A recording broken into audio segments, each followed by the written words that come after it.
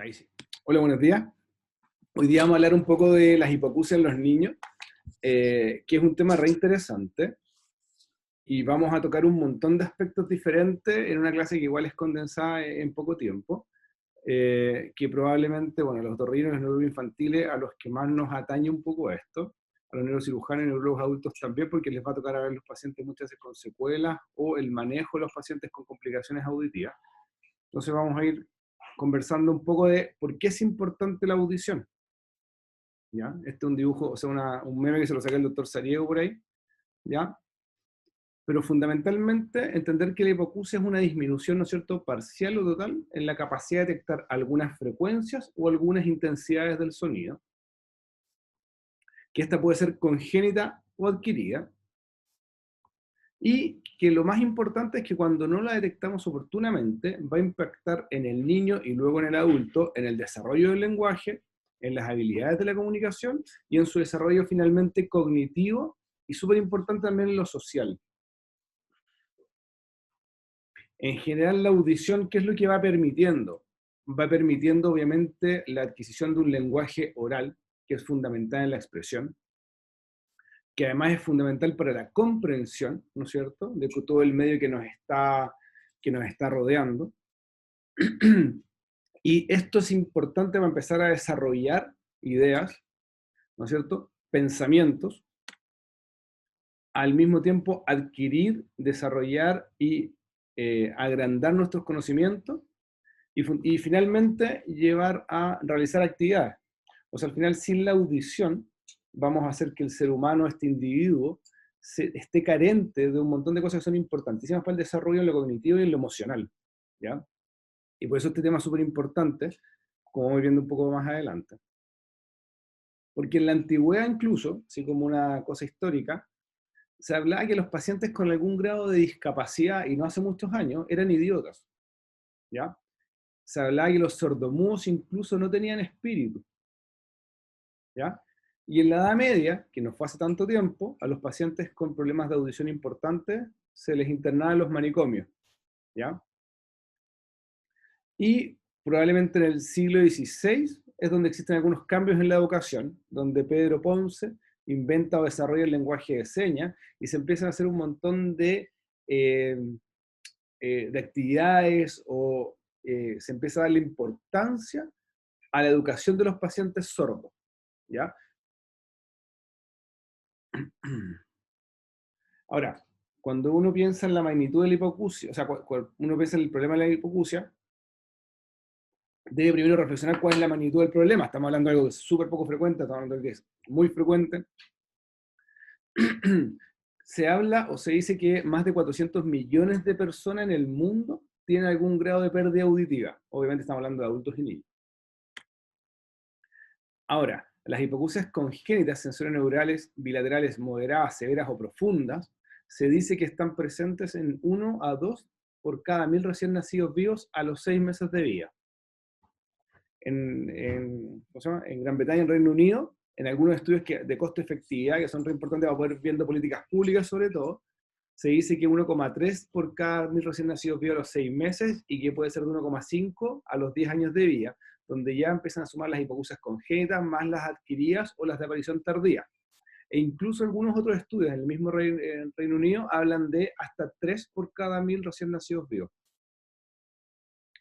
Ahora, en Chile existen algunos estudios también de costo-efectividad que hablan que en la población general va aproximadamente en 2 por cada 1000 recién nacidos vivos y que llega a ser más de 30 por cada 1000 recién nacidos vivos cuando son prematuros, definiendo los prematuros, por lo menos para todo este tema, lo que tiene que ver con hipoacusia, en menos de 32 semanas o menos de 1500 gramos.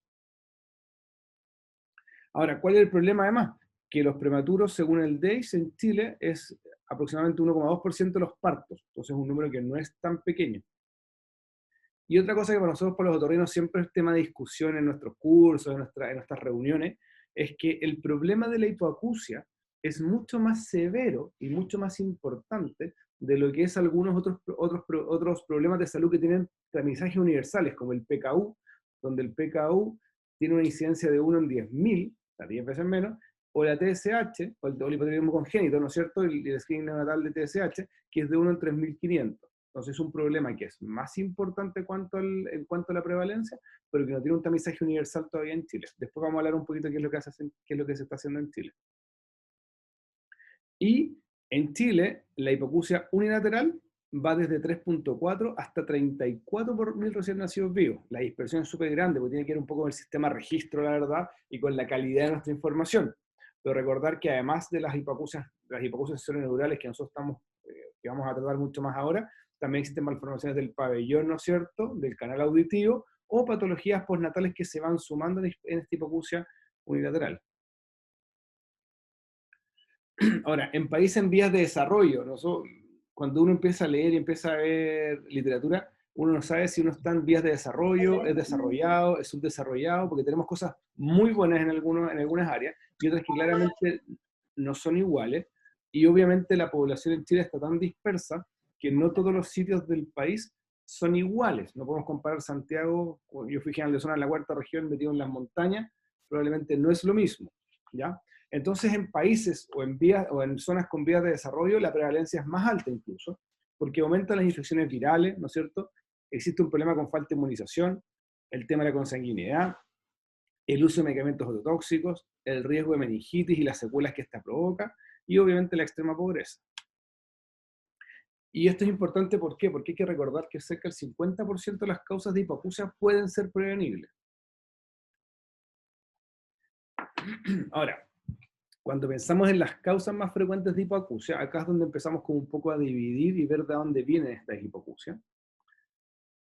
Las podemos dividir, ¿cierto?, según la causa, en hereditarias genéticas, ¿no es cierto?, que son la mitad de los casos aproximadamente, que en general pueden ser recesivas o dominantes, ¿no es cierto?, pueden ser adquiridas, y estas pueden ser adquiridas en momentos prenatales, neonatales o postnatales, o las podemos dividir según el momento de aparición, ¿no es cierto?, en prelocutivas, que son antes de la aparición del lenguaje, lo cual obviamente va a tener mucho peor pronóstico si el niño no se estudia, se diagnostica y se trata según la intensidad de la hipoacusia, o una postlocutiva, que es el niño que va perdiendo la audición después del desarrollo del lenguaje, que va entre los 2 y 5 años según un poco la calidad del desarrollo cognitivo y según un poco qué lenguaje queremos evaluar, y que además son de mejor pronóstico. Ahora, si nosotros además las podemos subdividir en las que son de causa conductiva, ¿no es cierto? Tenemos fundamentalmente todo lo que tiene que ver con causas malformativas del oído medio fundamentalmente, o causas adquiridas, ¿no es cierto? Que son pacientes que también oído externo, oído medio, con ciertas patologías, como cuerpo extraño, exostosis, otitis externa, otitis medias agudas o crónicas, otitis media con efusión, disrupción de cadena, barotrauma o perforaciones timpánicas, van produciendo una disminución de la audición en lo que tiene que ver con lo conductivo. Y en lo sensorio neural, en las causas más bien adquiridas, que vamos viendo un poquito más adelante, las causas infecciosas, ¿no es cierto?, el uso de ototóxicos, los traumas, algunas enfermedades autoinmunes, radiación o complicaciones de otitis media crónica, son causas importantes las adquiridas, y en las congénitas, como vamos a ir viendo después, las podemos ir clasificando o dividiendo de otra forma, fundamentalmente en las sindrómicas o en las no sindrómicas, ¿no es cierto? Vamos a ver un poquito después, la idea tampoco es describirlas cada una, porque si no podríamos estar mucho rato hablando solamente de eso, pero la idea es tener un poquito el concepto. Sí es importante recordar que las incidencias, ¿no es cierto?, al nacimiento es un estudio de New England del 2006, la contribución del tema genético es mucho más importante al nacimiento que la prevalencia a los 4 años, y que las prevalencias van aumentando porque van aumentando las causas que son adquiridas. En general, las hipoacusias sensoriales genéticas y adquiridas tenemos un montón de causas de las más frecuentes, donde las hipoacusias, las hipoacusias congénitas, ¿no es cierto?, son la mitad, ¿no es cierto?, ambientales o adquiridas, y la mitad genética, y de las genéticas, la mayoría son no sindrómicas, ¿ya? Y la mayoría son recesivas, eso es importante recordar. Y de las sindrómicas tenemos un montón de síndromes como el Pendred, el Usher, el Vandenburg, el branquiotorrenal y otros que nos van a producir no solo la hipoacusia, sino que en el contexto de otros síndromes, tanto malformativos como patologías clínicas que tenemos que estar atentos a diagnosticar. Que eso probablemente los neurólogos están súper familiarizados en el estudio del niño en su contexto, que muchas veces nosotros los especialistas de una sola área nos quedamos más pegados en nuestra pequeña área del conocimiento, no así los neurólogos infantiles que están acostumbrados a ver desde la familia de los niños hasta el niño en particular y todo su sistema de desarrollo.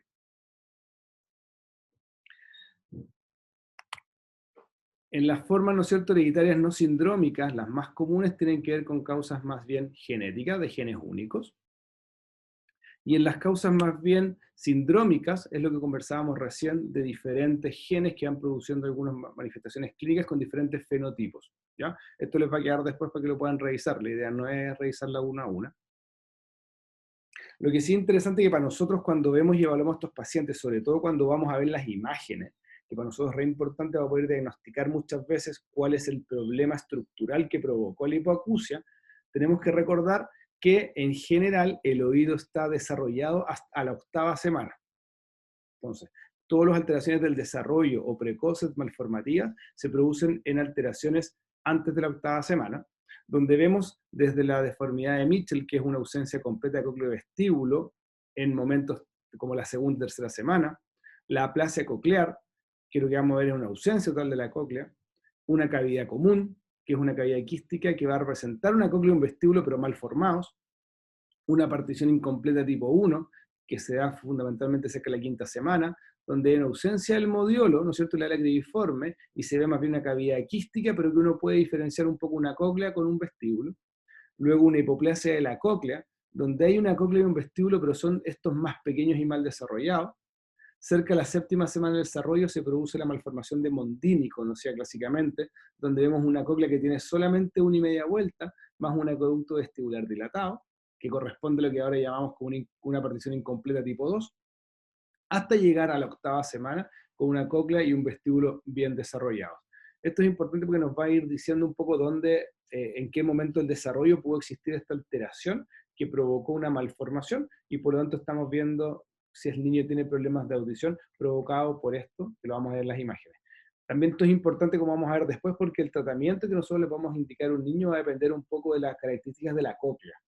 Sobre todo, así como adelantando, cuando uno piensa que un niño puede ser implantado o poner un implante coclear, debemos tener algún grado de anatomía normal que nos permite implantar. Y existen ciertas anomalías que pueden ser susceptibles de implantar, pero no todas. Como tratamiento definitivo, ¿no es cierto?, una hipoacusia.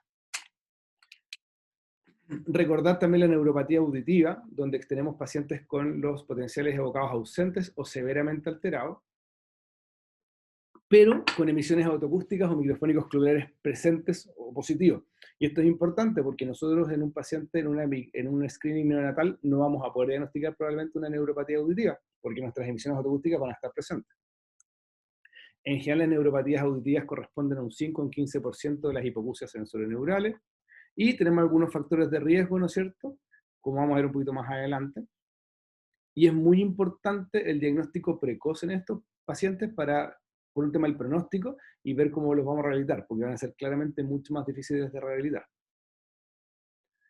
Un par de palabras en cuanto a la hipoacusia adquirida, ¿no es cierto? La hipoacusia adquirida es un niño o un paciente que nace con un oído genéticamente normal, pero que pueden tener una predisposición genética que ante algún factor externo son más sensibles a la noxa. En general, están desde el recién nacido a lo largo de toda la vida, y son 10 veces más frecuentes que las causas genéticas propiamente tales, cuando uno mira en la evolución natural del paciente. Y existen algunas causas prevenibles. ¿Cómo las podemos dividir o subclasificar? En las prenatales, ¿no es cierto?, donde fundamentalmente las infecciones en útero, como el citomegalovirus, la rubiola, el toxoplasma, el herpes y el sífilis, son de las causas más importantes y que son causas prevenibles. Por eso hablábamos hace un rato que las causas prevenibles, con las hipoacusias,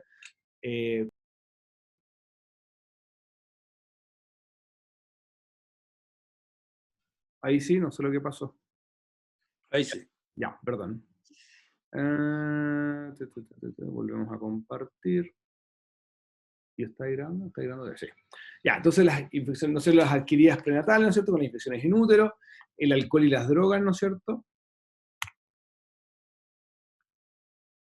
las complicaciones asociadas a enfermedad por RH, la prematurez, como a ver más adelante también, la diabetes mellitus materna, las anoxias, ¿no es cierto?, y las exposiciones a tóxicos durante el embarazo, como los aminoglicosidos, radiaciones y cisplatinos. Como vemos, muchas de estas son absolutamente prevenibles. En cuanto a las perinatales, los medicamentos ototóxicos, la hiperbili, el bajo peso de nacimiento, el Apgar bajo, la ventilación mecánica que dure más de 5 días, los pacientes con antecedente de meningitis bacteriana, la hemorragia cerebral, la encefalopatía hipóxica isquémica, las convulsiones, pacientes con sepsis, con ruido ambiental intenso y algunas complicaciones perinatales derivadas de la hipoxia y la acidosis. Y las postnatales, fundamentalmente las infecciones como meningitis o encefalitis, el TEC, exposición a ruido, uso de drogas ototóxicas. Entonces ahí viene la otra pregunta, que es, ¿tenemos niños que tienen más riesgos de hipoacusia? Ya saliendo un poco de las causas. Entonces, en general, nosotros decimos que el 50% de los niños con hipoacusia sensorineural tienen algún factor de riesgo de hipoacusia. ¿Y cuáles son estos factores de riesgo? Una historia familiar de hipoacusia hereditaria. Entonces, en la historia clínica, preguntar si existen familiares directos con problemas de audición en gente joven. Los niños con antecedentes de TORCH, las malformaciones craneofaciales, el peso de nacimiento menos de 1.500 gramos, el estar en una UCI neonatal más de 5 días, y esto más aún si está asociado a ototóxicos, a oxigenoterapia o a hiperbili. Y recordar que estos últimos dos, la oxigenoterapia y la hiperbili, están asociados además a la neuropatía auditiva, que se puede dar en el 6% de los recién nacidos con hipoacusia relacionados a estos factores de riesgo. Recordar también, o pensar de repente que hay algunas hipoacusias de aparición que son más bien tardías o progresivas. Un niño que iba bien, un niño que tenía un examen, un screening auditivo normal, y que empieza con problemas de audición. Y en este caso es importante valorar en cada control de niños sanos la audición de los niños. Y esto es parte de recomendaciones de la Academia Americana de Pediatría, de que en todo control de niños sanos al niño se le debe, o a los padres se le debe preguntar por cómo está el tema auditivo. Debemos recordar los factores de riesgo, las sospechas de hipoacusia. Y es lo que nosotros hacemos cada vez que vemos un niño con algún problema, o que quieren saber si es que están con problemas de audición, o que tienen algún problema en los oídos, recordar siempre los factores de riesgo, las sospechas de hipoacusia. Darle mucho valor a la preocupación de los padres o los cuidadores respecto a la audición del niño. Preguntar por cómo está su audición o cómo está el lenguaje, si hay algún grado de retraso. La historia familiar de hipoacusia infantil permanente. Obviamente el TORCH, fundamentalmente por el citomegalovirus. El uso o el abuso de los ototóxicos. Si estaba con UCI neonatal más de 5 días, lo mismo que conversamos antes. O algunos síndromes asociados a hipoacusia o enfermedades neurodegenerativas. ¿Ya? Nos tienen que hacer sospechar de algunas hipoacusias que pueden aparecer más tardíamente. Ahora, esto creo que es de las cosas más importantes de entender esto, porque nos da un poco la pauta de cómo nosotros en nuestros lugares de trabajo, nuestros centros de salud, nuestros hospitales, podemos ir generando ciertas conductas de que lo importante es estudiar al niño. A ver, en este trabajo, uno de los clásicos del Pediatrics, de Chiniaga, se habló o se evaluó se comparó las habilidades, ¿no es cierto?, lingüística receptiva y expresiva, ¿no es cierto?, en niños con pérdidas auditivas severas o profundas con diagnóstico menores o mayores a los 6 meses. Y las intervenciones se hicieron en todos los niños, máximo los 2 meses del diagnóstico, y se fueron midiendo las habilidades, ¿no es cierto?, por este tipo de encuesta de escala. ¿Y qué es lo que se vio? Que los niños con hipoacusia profunda, los logros académicos de lenguaje eran comparables solamente a niños normoyentes de 4 años de educación. O sea, un niño que había terminado su educación, si tenía hipoacusia sensorineural profunda, llegaba a adquirir conocimientos no más allá de un niño que en Chile sería un niño como de 6, 10 años, no más que eso. Y niños con hipoacusias severas, los logros en lectura son comparables a los niños de 5º año de educación solamente. ¿Ya? O sea, tenemos un retraso importantísimo en los niños cuando no somos capaces de diagnosticar las hipoacusias y tratarlas de manera precoz. ¿Ya? Ahora, las ventajas en el lenguaje eran independientes cuando se hizo el estudio del sexo, de la edad, del estado socioeconómico, de las etnias, del estado cognitivo, del grado de pérdida auditiva, del modo de comunicación y o de la presencia de otras discapacidades. ¿Ya? Por lo tanto, el momento del diagnóstico es fundamental.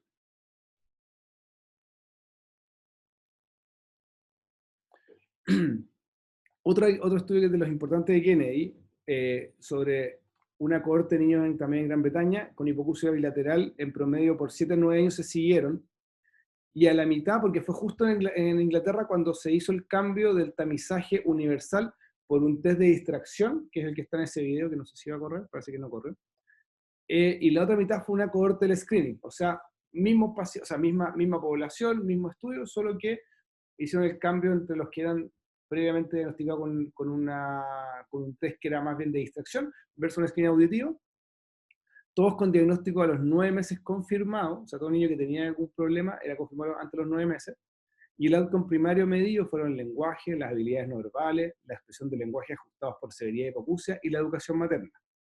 Y se encontró que la detección temprana de la hipoacusia en niños está asociada a un mayor score en el lenguaje comprensivo y expresivo, pero no necesariamente con el habla. Por lo tanto, se define que un screening auditivo con un programa bien implementado permite un mejor desarrollo en niños de 3 a 5 años con hipoacusia. Y así es como ellos ya teniendo un screening auditivo, se cambió por un tamizaje universal, como el que nosotros conocemos un poco ahora, que no es universal, pero es el tamizaje a través de exámenes auditivos, y no solamente con un test que es hecho por operadores. En este estudio, ¿no es cierto?, donde 319 niños con hipoacusia cerebroneural prelingual, severa profunda, de 4 a 10 años, fueron evaluados con test de pregunta, respuesta, interacción y desarrollo, y se vio que la intervención precoz se va a asociar con un mejor desarrollo del lenguaje, que cuando estos niños participan en una enseñanza universal, puede contribuir a un mejor desarrollo del lenguaje, y que un screening universal además está asociado cuando se implementa a una intervención precoz, y que en general un retraso en el tratamiento posterior y también se vio que, y esto es importante, porque no solo es importante identificarlo precozmente, sino también la intervención que le vamos a hacer al niño cuando es identificado. Entonces esta es otra de las enseñanzas, que es importante, cuándo hacer el tamizaje, cuándo diagnosticarlo, cuándo intervenirlo, y que sea lo más precoz posible. Entonces la intervención precoz va a influir fuertemente en el desarrollo del lenguaje, pero es necesario asegurar que esta identificación precoz conduzca a intervención temprana. Eh, en general, este es otro trabajo que es también súper bonito, sobre una corte de 451 niños australianos, todos de 3 años, todos con intervenciones audiológicas recibidas en un plan estatal, y con una aparición de una sordera que fue todos prelinguales. Se vio la función auditiva, producción de lenguaje receptivo expresivo, desarrollo psicológico, y se hizo test tanto a los niños como a los padres y los cuidadores. Y en este estudio lo que se define es que hay un factor súper importante con el desarrollo del lenguaje, que es la edad de implantación. Y que esto estamos hablando de un trabajo un poco más antiguo, pero que la edad de implantación había una diferencia importantísima en si la edad fue antes de los 12 meses o a los 24 meses. Y ahora vamos a ir viendo que cada vez es más precoz. Otra cosa que es importante cuando evaluamos a los niños con problemas auditivos es el tema de la audición, mono o binaural, ¿no es cierto? A ver, ¿cómo es la audición normal? Es una audición binaural. Nosotros escuchamos por los dos oídos. ¿Y esto qué es lo que permite? Una mejor comprensión en ruido, mejor habilidades de localización, disminuir el tinnitus, mejorar la autoestima, disminuir la fatiga, la sensación del niño que está cansado después de estar concentrado, teniendo que escuchar cuando tiene solamente un oído útil, y mejora el desarrollo del lenguaje. Existe un congreso en 2017, un consenso en 2017 de las sorderas unilaterales, ¿no es cierto?, donde se sugiere ofrecer manejo a todos los pacientes con sorderas unilaterales, y que puede empezar con un cross, ¿no es cierto?, un audífono cross, o de conducción ósea previa a un implante. Eso es lo que vamos a ir conversando un poco después. ¿Cuáles son las formas de ir manejando a estos niños? Ahora, obviamente, la audición binaural es la audición fisiológica y es lejos mejor que una audición monaural. Y antiguamente se decía que un niño o un paciente con un solo oído bueno era suficiente. Y las guías actuales, que son recomendaciones más bien emergentes, que falta todavía datos duros, pero lo que nos dice, nos sugiere, es que la audición debe intentarse binaural siempre. Incluso esta guía española, que los españoles tienen harta historia con los implantes, son uno de los centros importantes de desarrollo del tema de los implantes, que es del 2017, dice que el implante coclear en hipoacusia unilateral es una indicación emergente, como les decía, que es una indicación que tiene muchas cosas positivas, pero todavía faltan algunos estudios como para poder dejarlo como algo que sea como una sugerencia más definitiva. Y tiene resultados positivos en integración auditiva y en derivados de la audición binaural. esta va a facilitar el completo desarrollo del sistema auditivo central dentro del periodo crítico, y es mucho más importante además en niños donde hay otros déficits asociados, sobre todo los visuales, o donde el oído normal tiene patologías, como malformaciones, osteodistrofia del temporal o enfermedad del oído medio. Entonces, ¿a dónde vamos? Es que no podemos dejar un niño con hipoacusia unilateral, sobre todo si tiene algún otro déficit, solamente con un oído bueno y esperar qué es lo que pasa en su vida para adelante. En general, ¿qué es lo que se piensa ahora? Este estudio este es nuevito. Estoy seguro si es de este año incluso, pero fundamentalmente lo que dice es que en niños con hipoacusia neuronal profunda y lateral hay deficiencia en varios dominios que no mejoran con los años sin intervención auditiva, porque muchos se pensaba que con un oído bueno el niño igual se desarrollaba normal, y la verdad que lo que se vio es que no mejoran todos los dominios. Que es importante entender las consecuencias de la reducción del input auditivo en el desarrollo cognitivo del niño. Existe poca información todavía respecto a potenciales dificultades en el desarrollo de la fonología y la morfología lingüística, así como algunas habilidades cognitivas como memoria de trabajo, procesamientos de secuencias o funciones ejecutivas, y que esto dicen que es parte de los estudios a futuro. Y que el implante coclear permitiría normalizar, entre comillas, ¿no es cierto?, con una implementación precoz o el desarrollo adecuado y lo más normal posible de la vida auditiva, y remover las barreras del comportamiento cognitivo, académico y psicosocial. Y también el concepto de plasticidad auditiva, que se desarrolla bastante bien en este trabajo, dice que la ventana máxima, ojalá, para implantar, pensando en el tema de plasticidad, son los 36 meses de vida. Ahora, ¿cómo estudio la hipoacusia en un niño? Ya entendiendo todo lo anterior, cuál es la magnitud del problema, cuáles son las causas, cuáles son un poco los momentos basados en la evidencia. Cuando tengo un paciente o un niño con sospecha de hipoacusia, debo pensar primero, ¿es uni o bilateral? ¿Tiene o no tiene discapacidades asociadas? ¿Es parte de un síndrome o no es parte de un síndrome? ¿Cuál es su umbral audiométrico? Para poder ver cuál va a ser mi intervención a realizar. Tengo un paciente que tiene que ver con una enfermedad genética. ¿Cuál fue la edad de aparición? ¿Y cómo están las imágenes, fundamentalmente el escáner y la resonancia, para poder definir cuál va a ser el manejo que le voy a sugerir a este paciente?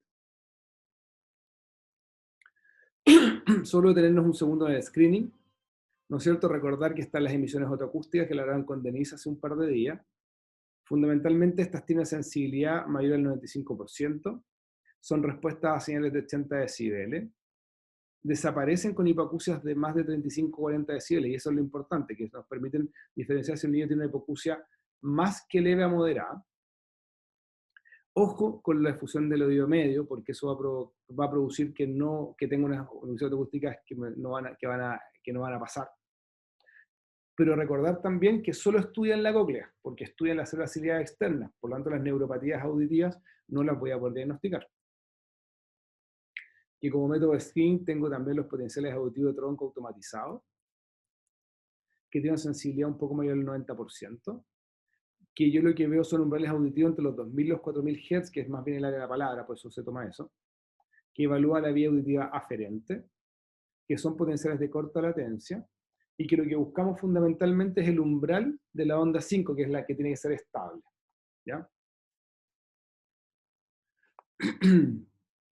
Esto también lo encontré súper interesante porque a nosotros, recuerdo que en las clases hablamos de este mismo statement que era del 2007 y hablábamos de la hipoacusia infantil en función de algunos detalles. Y como ven acá, este es el del año pasado, hablamos obviamente del diagnóstico y del seguimiento hasta qué edad, que es mucho más acotado de lo que sabíamos antes, pero hablando de los factores de riesgo, aparte de historia familiar, ¿no es cierto?, el cuidado neonatales, la hiperbilirrubinemia, los aminoglicosidos bototóxicos, asfixia, el ECMO, que claramente es cada vez más frecuente en nuestros pacientes, las infecciones connatales, ¿no es cierto?, el Zika, que el Zika hasta hace un par de años no estaba considerado, las malformaciones craneofaciales, ¿no es cierto?, algunos síndromes, dicen más de 400 síndromes que están asociados con alteraciones auditivas, ¿no es cierto?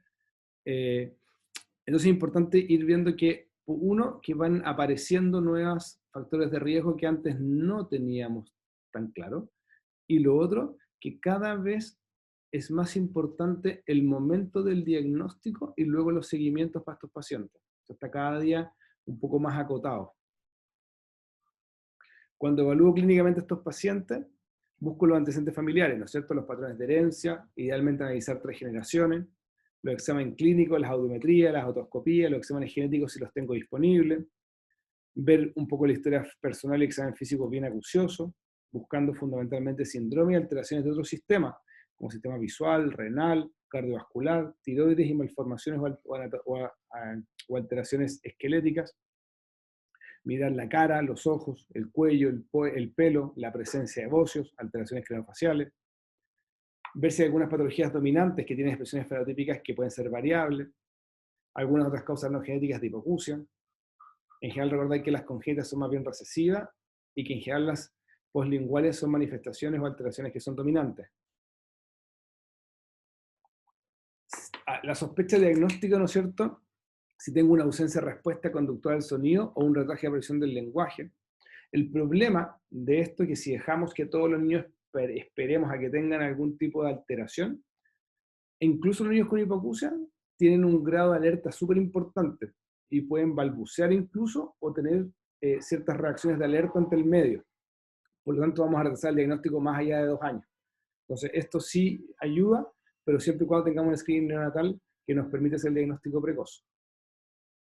Y lo otro importante, ¿qué pasa cuando las hipoacusias son moderadas solamente? Porque esto anda muy bien para hipoacusias severas o profundas, pero cuando es leve o moderado, no vamos a ser capaces quizás solamente a través de la sospecha diagnóstica de diagnosticar a un niño con alguna necesidad de implementación. En cuanto a los exámenes disponibles, ¿no es cierto? Entre los recién nacidos y los 6 meses, están los potenciales evocados, ¿no es cierto?, de clic, que se centran en los 2 kHz, que no necesitan sedación, ¿no es cierto? En general lo que se hace es dejarlos, ¿cómo se llama? Con la cuestión del sueño, sin que duerman para que se queden dormidos en el examen. Lo que busca fundamentalmente es el microfónico coclear, pero nos sirven para amplificar. Uno puede amplificar con potenciales evocados de clic. Los bursts, que estos sí son frecuenciales, o las emisiones autoacústicas. Fundamentalmente lo que buscamos con esto es información rápida de la audición, si hay hipoacusia o no, del tipo de coacusia, ayuda a estimar un poco los umbrales o diagnosticar la neuropatía auditiva. O la impedanciometría de alta frecuencia, ¿no es cierto? Donde hay un tono de prueba a 1 kHz para los recién nacidos y desde los 6 meses en 226 Hz. Ahora, cuando tengo niños de más de 6 meses, empezamos a usar las audiometrías con refuerzos visuales. Y de 2 a 3 años en adelante, las audiometrías condicionadas con juego, como vamos a ver ahora. Ahora, en la actualidad, el diagnóstico audiológico debe estar completo a los 3 meses de vida. Y esa es un poco la premisa actualmente. Ya no esperamos los 12 meses, los 9 meses, sino que los 3 meses para tener un diagnóstico completo. En los niños, en los pequeñitos, podemos empezar a ver unas formas de evaluar la audición a través de reflejos no condicionados, como el cócleo palpebral, que ante un sonido intenso a 70 decibeles sobre el umbral de audición, va a provocar una contracción refleja al auricular de los ojos. El reflejo de Moro, que es la apertura brusca de los centros de los brazos ante un sonido intenso, pero que se va perdiendo con la maduración. Un reflejo cocleocefálico, que se da fundamentalmente en los niños de más de 3 meses, que es el giro de la cabeza o los ojos cuando se produce un ruido intenso cerca. Pero todo esto obviamente no determina ni umbrales ni la presencia de hipoacusias unilaterales. Los reflejos más bien condicionados, los más sencillos, pero también son menos sensibles, son los condicionados por juguetes sonoros, ¿no es cierto? Entonces, que al ser identificados ciertos niños van a provocar un reflejo palpebral que está cada vez más cerca del umbral de la audición. O la prueba de Suzuki, que es condicionar al niño que tras un sonido hay un muñeco que se ilumina o baila, y a través del reflejo palpebral se permite emitir el sonido con un audímetro, podemos ir viendo estimar la audición. Y es así como vemos que según grupos de edad, la tasa de éxito o fracaso de estas pruebas, y que según las edades también podemos identificar algún grado de umbral audiométrico cuando el niño ha sido bien condicionado. Las pruebas de Pip-Toe, ¿no es cierto?, que es un tren que se mueve cuando el niño recibe el sonido y acciona una palanca, que en general se hace en niños mayores de 3 años. Y las audiometrías conductuales, donde son niños más bien en edad escolar, que pueden responder a una audiometría más bien convencional. Ahora, niños más pequeños con alguna necesidad especial puede requerir algún otro tipo de examen de los que vimos anteriormente. Las audiometrías condicionadas por juego para niños de 2 a 4 años, ¿no es cierto? Que cada vez que el niño escucha un sonido, el juego es meter un objeto en un balde, entonces se puede entregar con audífonos, tonos de diferente intensidad y frecuencia, ¿no es cierto? Y el niño puede ir identificando umbrales audiométricos. En general esto es re importante saber que esto lo hacen en algunos centros, tecnólogos o audiólogos que están súper bien entrenados y capacitados, porque es un trabajo que es más lento, muchas veces requiere más de una citación para que el niño se condicione, por lo tanto pueda realizar el examen de manera que sea fiable. Y lo que sí requiere que el niño se mantenga, coopere, ¿no es cierto? Y se mantenga sentado y escuchando. Ahora, el otro tema, perfecto, tengo los niños, ¿no es cierto?, con un diagnóstico y digo, tengo que tratarlos, pero ¿con qué los trato? Y esto es re importante, que el tema va más allá del tema médico. Hay un tema que es educacional y social. Esto es un compromiso de todo el entorno del niño, no vale solo el qué aparataje le voy a poner. También es importante saber que un niño, esto obviamente los gringos que calculan todo en cuanto a costos, que un niño con hipoacusia neural severa profunda durante su vida gasta más de $1 millón en diagnosticarse, implementarse, aparatarse y seguirse. Ahora, el costo de un niño con una hipoacusia neural severa profunda sin tratamiento es muchísimo más grande que eso. De hecho, ahora se me olvidó buscarlo, pero hay un estudio de hipoacusia unilaterales y que dicen que en los niños, solo por tener una hipoacusia unilateral, su merma económica por año es $20.000, sin contar que ocupan mucho más los recursos de salud y todo. Entonces, los niños con problemas auditivos tienen una ocasión especial, tienen mucho más gastos médicos y obviamente un sistema que tiene que ayudarlos. Por eso son los costos. Ahora, en hipoacusias sensoriales bilaterales, independiente un poco de la severidad, eso lo vemos después, necesitamos algún tipo de ayuda auditiva, más un aparato con FM. Y esto es re importante para los neurólogos infantiles. Es importante que en un proceso educativo de un niño que necesita audífono, ese audífono traiga un aparato FM, que el FM es un repetidor, al final. Y lo que hace es que el niño con un audífono, en una clase donde hay 30, 40 niños que pueden estar gritando, o no con un silencio importante, el profesor a través de un transmisor, con un micrófono, cuando esté dando la clase, le va a mandar una señal directa al niño. Por lo tanto, el niño va a poder ser parte del proceso educativo normal en su sala de clase, ¿ya? Y eso es importante tenerlo en consideración cuando tengamos a niños que no solamente ponen los audífonos y mandarlos al colegio. Tenemos que crear como un entorno que sea favorable para la educación del niño. Obviamente va a ser mucho más complejo si tengo hipoacusia severa o profunda. Y en general todos los statements o todas las guías o consensos hablan de que los padres deben elegir los tipos de comunicación y las ayudas técnicas. No se puede obligar a un padre a poner un implante coclear si es que no le parece adecuado, entendiendo que obviamente es la mejor solución. Otra cosa importante en cuanto a los audífonos pediátricos, estas son las especificaciones técnicas de los expertos de las guías de acá de Chile. Solamente, la idea no es entrar en detalle en cada punto, pero sí entender de que existen un montón de cosas que debemos pedirle un audífono cuando sea prescrito para un niño. Idealmente que tenga 10 canales, ¿no es cierto?, que pueden regular ganancia y compresión independiente por cada canal. Recordar además que los niños requieren mayor presión sonora que los adultos en general. Debe tener un método prescriptivo pediátrico, o sea, el audífono debe estar programado para niños. Debe tener, ojalá, 2 o más programas de escucha y 2 o más programas manuales que el niño pueda ir modificando según la situación de su vida diaria en la cual esté inserto. No es lo mismo un niño que esté en el recreo, que esté en una sala de clase, que esté en la calle con ruido ambiental donde hay micros pasando. Entonces, debe tener, ojalá, esta cantidad de programas. Debe tener algunos controles de seguridad pediátricos, ¿no es cierto?, como indicadores de pila agotada, de programa, control de volumen con posibilidad de bloqueo. Debe tener o deben ser pedidos con un compartimento para antimanipulación de la pila, un sistema de supresión de feedback dinámico, Y esto es re importante, la entrada de tecnología de asistencia, como el sistema FM, lo que conversábamos, que el profesor pueda tener como parlantito que permita que el niño escuche lo que está diciendo el profesor. Registro de datos, ¿ya? Para que sus audiólogos, cuando tengan que controlar al paciente, vean realmente cuáles son las ganancias reales que está teniendo el niño con el uso de los audífonos. Algunos kits pediátricos para poder hacer más fácil el aseo, ¿no es cierto?, y la mantención. Deben ser resistentes al agua los pediátricos, con un micrófono con direccionalidad adaptativa que permite que el micrófono se pueda ir moviendo, ¿no es cierto?, su direccionalidad. Compresiones dinámicas según grados de pérdida, que son cosas más bien técnicas del audífono, transposición de frecuencia que es lo mismo, mediciones de oído real con audífono que permitan hacer audiometrías de campo libre, un modelo único, ojalá que cubra todas las potencias, con un manual de instrucciones en español, y un servicio de audio autorizado por la casa matriz. Todas estas son las recomendaciones y son las especificaciones técnicas que en las guías del MinSal entregan los expertos de las comisiones para poder adquirir audífonos pediátricos, sobre todo en estas grandes licitaciones. Y el implante coclear, ¿no es cierto?, donde sabemos que hay una mejor respuesta en implantados precoces versus tardíos. Muy importante y ver la comorbilidad de estos niños, ¿ya?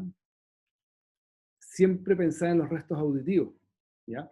¿Y esto por qué es importante? Porque si tengo un paciente con el que lo voy a implantar en un tiempo más y tiene restos auditivos, voy a usar un audífono mientras lo implanto, para poder mantener la vía auditiva funcionando. Recordar en la meningitis bacteriana que la osificación de la cóclea es a los 2 meses después de la meningitis. Por lo tanto, un niño con meningitis bacteriana debo intentar implantarlo antes de 2 meses, lo cual es un tiempo súper precoz, pero en las guías de todo el mundo eso es lo que se dice. Sobre los implantes cocleares, ¿no es cierto? La hipoacusia severa a profunda en rango de frecuencias conversacionales de los 6 meses es una indicación de implante. Tiene que ver con un criterio que es audiométrico, pero también, y eso es re importante, el desarrollo del lenguaje y las habilidades de escucha según la edad cronológica del niño y su desarrollo cognitivo. También tiene indicación los que no tienen o tienen un mínimo de beneficio con audífono en 3 a 6 meses de uso. Pueden ser usados para hipoacusias pre, peri o postlocutivas. Como conversamos hace un rato, debo tener imágenes que confirmen la viabilidad de la cirugía y del nervio coclear y que no sea una neuropatía auditiva porque la respuesta va a ser, y la ganancia del implante va a ser mucho más baja. Y también es re importante una evaluación psicológica, pediátrica y neurológica previa. Y es así como en las últimas guías hablamos de que en niños, indicaciones establecidas, o sea que no hay duda de la eficacia y que esto dice ser norma en todos lados, en las hipoacusia sensoria neural profunda en ambos oídos, es indicación de implante en un oído o en los 2 oídos. Es una indicación especial, ¿no es cierto?, la hipoacusia sensoria neural profunda con una audición normal o una hipoacusia leve en el oído 2, ¿no es cierto? Y son emergentes, o sea, lo que dice es que probablemente para allá va un poco el desarrollo, es que en hipoacusias profundas y moderadas a severas, o leves a profundas en el oído bueno, también es una indicación de implante coclear. Por lo tanto, en el mundo en general ya se está hablando más que de un implante, incluso en la posibilidad o cuando están indicados los 2 implantes cocleares, que pueden ser simultáneos. Y para terminar lo último, ¿qué es lo que pasa en Chile? ¿No es cierto? Nosotros tenemos dos garantías explícitas de salud que hablan de hipoacusia. Uno es la hipoacusia moderada en menos de 4 años, donde se habla del tamizaje auditivo, y acá es donde tenemos algunos problemas porque uno, después de haber terminado esta presentación, uno se da cuenta que en todo el mundo el screening es parte, o sea, está ¿cómo se llama? Validado por ley, existen los recursos y todo el cuento. Bueno, en Chile los menos de 4 años se recomienda implementar, o sea, es como sí, es bueno, ¿no es cierto?, para detección temprana de hipoacusia. No es una obligación. Se recomienda también las emisiones autoacústicas o los potenciales, ¿no es cierto? Uno u el otro. No existe claridad y tampoco no hay un consenso en el mundo cuál es mejor, las dos son buenas. En un niño que en su primer tamizaje no pasó, debe hacer una segunda prueba en el primer mes de vida. ¿Ya? idealmente en el primero dice unas emisiones y en el segundo unos potenciales evocados. Y esto es re importante, como muchas de las políticas de salud, que necesitamos registrar, seguir y rescatar a los niños que no tienen su tamizaje, ¿no es cierto? O que no acceden, por ejemplo, a un diagnóstico clínico o al tratamiento que necesitamos, ¿ya? En cuanto a la confirmación diagnóstico, se habla, ¿no es cierto?, esta guía del 2018, que se completa la etapa de diagnóstico antes de los 3 meses. Las pruebas diagnósticas, ¿no es cierto?, van a ser impedanciometría de alta frecuencia y los potenciales de tronco, que son frecuenciales. Estamos hablando de diagnóstico ahora. Cuando la curva es la impedanciometría, se manda inmediatamente a los potenciales, y en caso de ser curvas B o C, van al otorrino para que pueda ver cuál es la causa de esas curvas B o C y que puedan estar alterando, ¿no es cierto?, la transmisión de la información, por lo tanto, alterarnos un poco los resultados de los exámenes. Si tengo umbrales de 40 o menos en ambos oídos, yo descarto hipoacusia y el niño debe salir del programa. Pero si tengo umbrales sobre los 40 en uno o ambos oídos, confirmo una hipoacusia y cito por un nuevo potencial evocado en 3 meses para confirmar y afinar umbrales.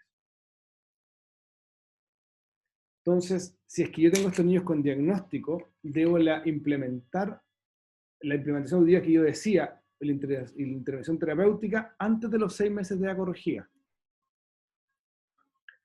Para la selección de indicación de autoprótesis, ¿no es cierto?, hay que hacer una audiometría conductual, evaluación por otorrino, fonoaudiológico comunicativo y algunos estudios complementarios.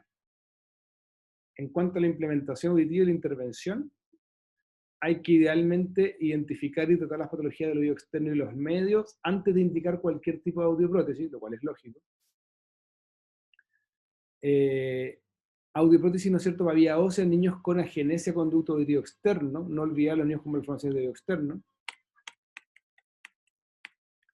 Se recomienda adaptación de audífono en niños con hipoacusia leve, moderada y un grupo de aquellos con hipoacusia severa, ¿no es cierto?, porque estamos pensando que estos van a ir más bien en los implantes. Se sugiere que la adaptación de audífono considere que la adaptación sea bilateral, con audífonos retroauriculares, digitales, con al menos 6 canales según la guía, que deben ser livianos y con opciones para acceso a dispositivos de ayuda, como el FM que conversábamos, con características de seguridad y ganancia. Y, según las guías de los menores de 4 años, se recomienda el implante coclear en todos los niños con hipoacusia severa o profunda que no se beneficiaron con el uso de audífonos. Entonces el tema es, hago tamizaje, diagnostico, implemento, audífonos inmediatamente, veo la respuesta, y si no es severa profunda, y si es severa profunda, implante; si no es severa profunda, pero no responde a audífono, debo pensar en el implante coclear. Obviamente se sugiere realizar sesiones de habituación, ¿no es cierto?, que tiene que ver mucho que ver con la educación, ¿no es cierto?, a los padres y cuidadores sobre los niños y el manejo de los audífonos, y confirmar la utilidad de los audífonos mediante audiometría de campo libre. Obviamente hay que enfocar esta intervención terapéutica en la recepción del lenguaje por vía auditiva y emisión verbal. O sea, si me voy a jugar en estos niños por hacer un implante, debo hacer toda mi terapia, ¿no es cierto?, mi habilitación a lo que es la comunicación normal. Obviamente hay que consensuar objetivos y la terapia con los padres y los cuidadores, y la metodología de la intervención terapéutica se puede modificar en función de la evolución del niño. Y lo último, un par de palabras del prematuro sobre las guías GES, que es un poco lo mismo a la menor de 4 años, solo que lo importante es la parte inicial solamente. Recordar que estas guías dan acceso al screening, a la confirmación de diagnóstico y tratamiento, que la oportunidad en este caso es el diagnóstico a los 3 meses de la corregida, el tratamiento son los audífonos a los 6 meses de la corregida, implantes según necesidad y obviamente un seguimiento. Acá es diferente, porque en vez de los menos de 4 años que hablamos de que se sugiere o se recomienda, en los recién nacidos prematuros, ¿no es cierto?, el método screening debe realizarse, o sea, es una obligación por ley, a través de unos potenciales evocados automatizados, ¿no es cierto? Y debo hacer un seguimiento o un monitoreo audiológico cada 6 meses hasta los 3 años. Voy a poner el audífono a todos los niños con hipoacusia sensorial bilateral. a los unilaterales por ley en Chile deben quedar en control en el servicio otorrino y van a ir siendo equipados según la evolución clínica. O sea, cuando uno mira las guías y mira lo que vimos recién, hay hartas cosas probablemente que nos faltan, fundamentalmente el tamizaje universal, y probablemente ponernos un poquito más a caballo o más en lo que la ciencia moderna en los países desarrollados está haciendo con los niños con hipoacusia, llámese prematuros como no prematuros. Y eso. Es largo el tema, pero es súper interesante, súper bonito. ¿Alguna duda, comentario?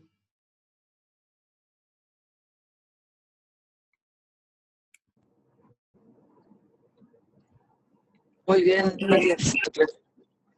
¿Se escucha? Sí, se escucha. Muy bien tu clase. Es un tema súper largo, así que obviamente no podría ser un curso entero de esto, obviamente. Así que un buen resumen como para estimular a los colegas a profundizar más en el tema. Así que súper. ¿Alguien tiene preguntas? A mí me gustaría escuchar a los neurólogos infantiles hablar sobre si conocían, en realidad la presentación está a fondo, está muy completa, pero si conocían algo de esto, si la han enseñado, si está dentro de los programas de formación de ellos, y si esto es habitual dentro de la charla a los pediatras, porque aquí estamos diferenciando pacientes con problemas de hipoacusia prelocutiva antes del desarrollo del lenguaje y poslocutiva. Lo más probable es que ellos como neurólogo infantil tengan mucho que ver con la poslocutiva, donde se junta la parte genética con la parte fenotípica, lo que ha adquirido durante la vida. En realidad me gustaría escucharlo para saber qué es lo que pasa en la otra parte. Nosotros en realidad, como lo explicó Matías, esto lo conocemos, tenemos mucho conocimiento, pero no tenemos acceso al paciente. Esa es la realidad. El paciente que nos llega es un paciente ya referido, que ha pasado un buen tiempo sin diagnóstico y de repente notan que está escuchando menos. Quizás cuando ya llega al otorrino ya es un poquitito tarde. Al menos en el Roberto del Río, lo que nos enseñan que dentro de nuestro algoritmo diagnóstico, todo paciente que llega con trastorno del lenguaje, lo primero que se hace es evaluar que escuche. Es como lo primero que tenemos que descartar ante un trastorno del lenguaje. Y en los prematuros, sí, el ANEO del San José, sí, se hace emisión autoacústica y se sigue todo el protocolo como dice el GES. Eso es como lo que yo puedo comentar desde mi perspectiva. Y Claro. lo que yo tengo la duda de qué pasa con los pacientes que tienen indicación de un implante coclear, pero que no tienen la anatomía necesaria para implantarlo. ¿Qué se hace con ellos? Perdón, yo no entendí la pregunta, perdón. ¿Cómo fue? Como que por la No severidad tienen, de la y todo cumplen con los requerimientos para un implante coclear, pero no tienen la anatomía necesaria para poder hacer el implante. ¿Qué hago con esos pacientes? la anatomía te refiere, Daniela, al desarrollo del oído. Sí, porque el El doctor, oído como para colocar el aparato. y para hacer el implante necesita un poco de normalidad de la anatomía. Eso fue lo que dijo Claro, en la clase. eso es complicado, ¿eh? Porque yo he visto implantes en oídos normales y en oídos anormales, mal formados. La verdad que dentro, como explicó Matías, dentro del desarrollo embrionario del oído interno, puede que la cóclea no se desarrolle completamente y tengamos una cóclea con una vuelta y media, como el Mondini. Existen hoy día implantes cocleares más acortados que permiten en alguna medida estimular el nervio en una cóclea todavía no formada o que no se va a formar. Pero en eso, en estricto rigor, y tenemos que ser sinceros, se acompañan esos oídos de otras malformaciones y tenemos el riesgo de meningitis, de una serie de cosas que lo hemos visto nosotros. O sea, lo ideal es tener un oído por lo menos anatómicamente y por imagen bien formado. Así que tu pregunta es buena, pero la respuesta es esa. Yo diría que los audífonos, los implantes cocleares están hechos para oídos que por lo menos se ven bien desarrollados dentro de un buen escáner. Pero hay gente, y en muchas partes del mundo se colocan audífonos en oídos que no están completamente desarrollados. Ahora, nuestra experiencia, que es muy poca, son los pacientes que han sido implantados en oídos mal desarrollados y que han llegado con fístula al instituto, en fin, con una serie de cosas. La verdad es que nos reservamos un poco la opinión con respecto a eso, pero hoy día, como un método emergente de solución de hipoacusia, sobre todo en etapas prelocutivas, el implante es lo mejor que hay.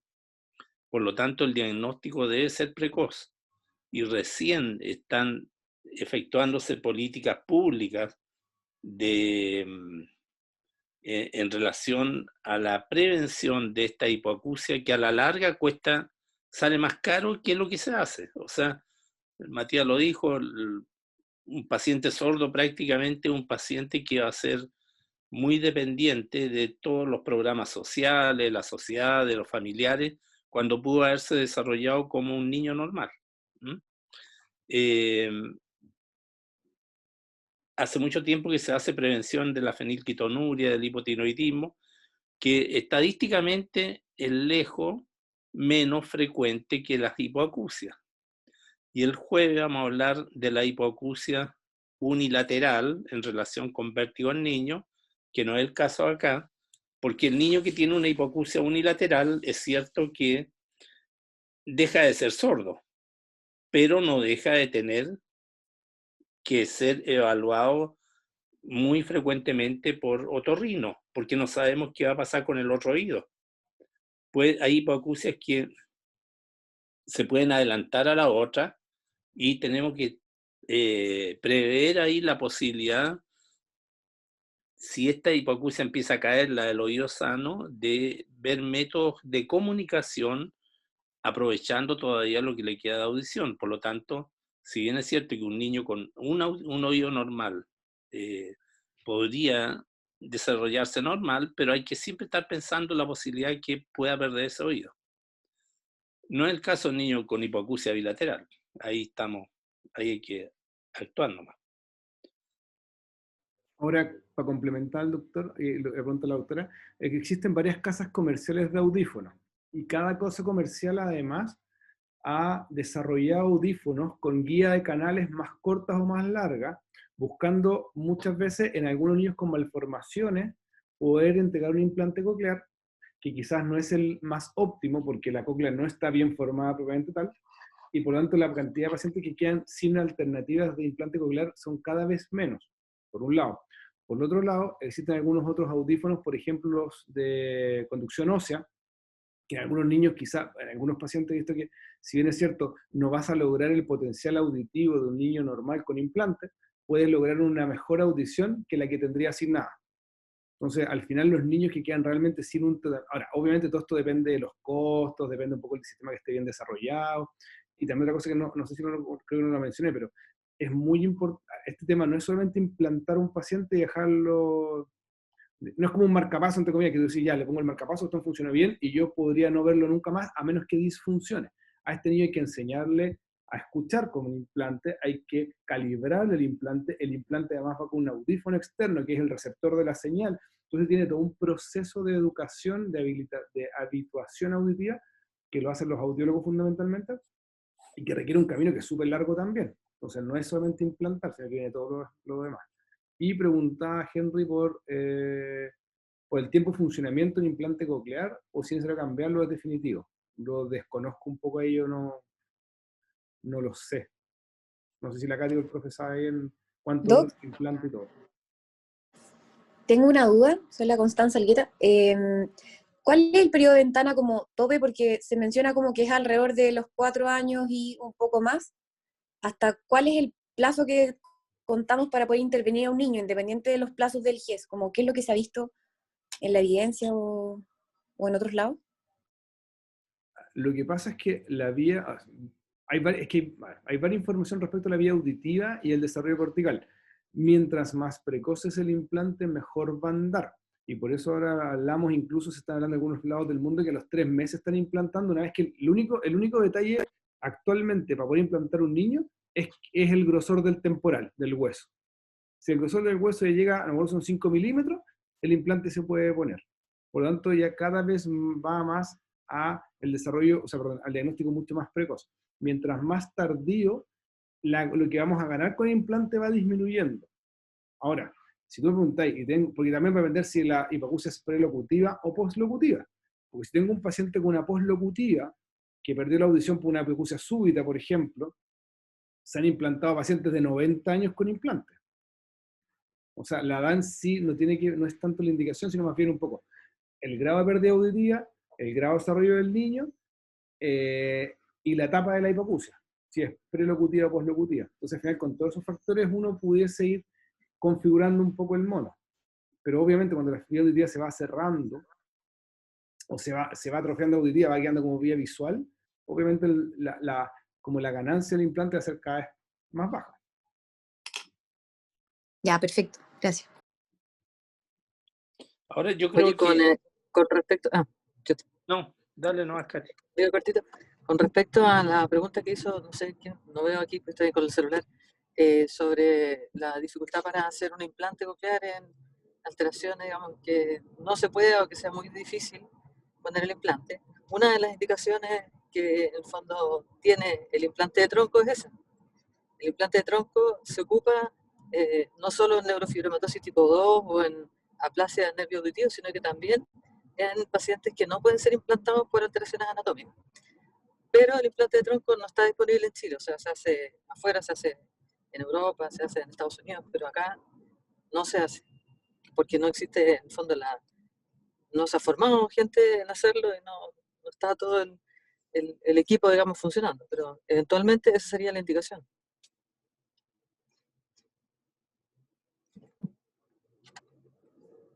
Dile. Sí, yo creo que como estas clases quedan grabadas, todos deberían volverla a escuchar, y sobre todo yo creo que los pediatras a lo mejor son invitados a congresos los neurólogos infantiles, a congresos de pediatría, en fin, como nosotros somos invitados a esas otras especialidades, y poner hincapié en esto. Cuando ya se llega a un diagnóstico de a los 3, 4 años que el niño no escucha, es bastante tardío ya. Hay que hacer hincapié en el desarrollo auditivo dentro de los primeros meses. Cómo el niño responde a estímulos, en fin. Eso es muy importante. Y bueno, afortunadamente algo hay en salud pública con respecto a los nacidos de pretérmino, porque ahí sí que el riesgo es mucho mayor. Pero resulta que estamos preocupados de los pretérminos, pero los de términos pueden tener. La estadística del National Institute de los Estados Unidos habla de un 1 o un 3% de recién nacidos normales. 3 por 1000, perdón, 3 por 1000. Recién nacidos normales. Lo que es bastante.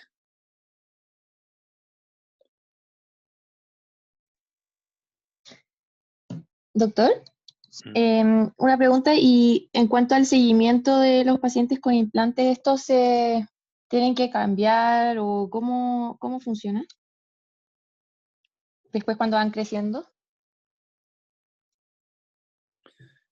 Yo he visto, pero es anecdótico, yo he visto en Estados Unidos entré incluso a cirugía de cambio de implante, pero eran porque se habían echado a perder, se deterioran, pero no sé, no tengo ninguna experiencia, y yo creo que Matías o la Katy sabe más que yo, si realmente lo van cambiando, porque la cóclea, entre paréntesis, es casi la misma del recién nacido con respecto al adulto, es muy poco lo que cambia. Así que yo creo que el implante probablemente, es probable que pueda haber, esta es una idea mía, yo no puedo hablar de esto con conocimiento, que lo cambien por otros que tengan, no sé, mayor número de canales o una mayor compresión, dependiendo de lo que necesita el paciente. Yo no sé, yo creo que Matías mejor va a contestar eso o la Katy. No, yo la verdad también he escuchado que se han cambiado partes, porque también los implantes tampoco tienen mucho tiempo. Hay que pensar que los implantes cocleares tienen pocos años de desarrollo para tener un campo bien ganado. Entonces, existen nuevas tecnologías que han hecho que cambien algunos implantes, pero no es como rutinario, digamos. ¿Ya? Ahora, más información que eso tampoco. Yo no pongo implantes, no está dentro de mi área. Vale.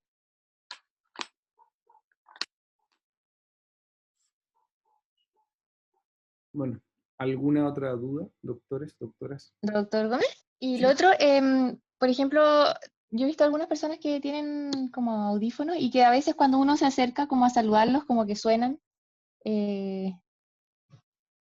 Por ejemplo, mi abuelita le pasa eso, que si yo le daba como un beso, como que sonaba como un pito así muy fuerte.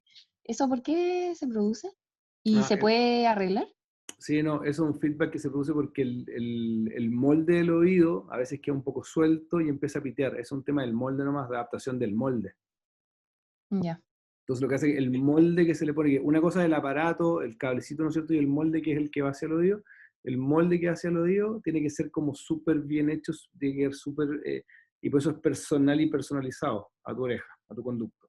Ujú. Entonces cuando está suelto empiezan a pitear. Si tú ves una paciente que se está poniendo los audífonos con la perilla puesta, van a estar siempre piteando hasta que queda bien inserto. Y una vez que queda con el sello, deja de pitear. Ya, súper.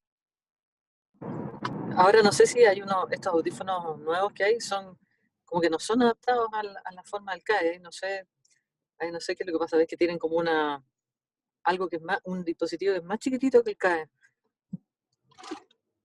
Quizás esos no se acoplan. Puede ser, pero como dijo el doctor, la audiología, el tema del audífono y el implante es como una subespecialidad de otorrino. Entonces hay una cantidad de información, tecnología, Sí. estudios nuevos Sí. que hay para el mundo. Muy bien. Así que a estudiar. Y a dar charlas responsablemente. Porque estamos llegando tarde.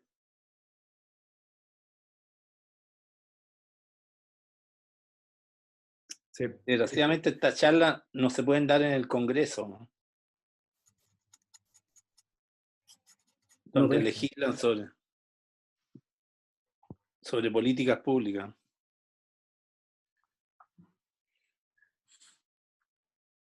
Bueno, muchas gracias a todos nuevamente. Nos vemos mañana. Gracias a ti. Mismo horario, mismo canal.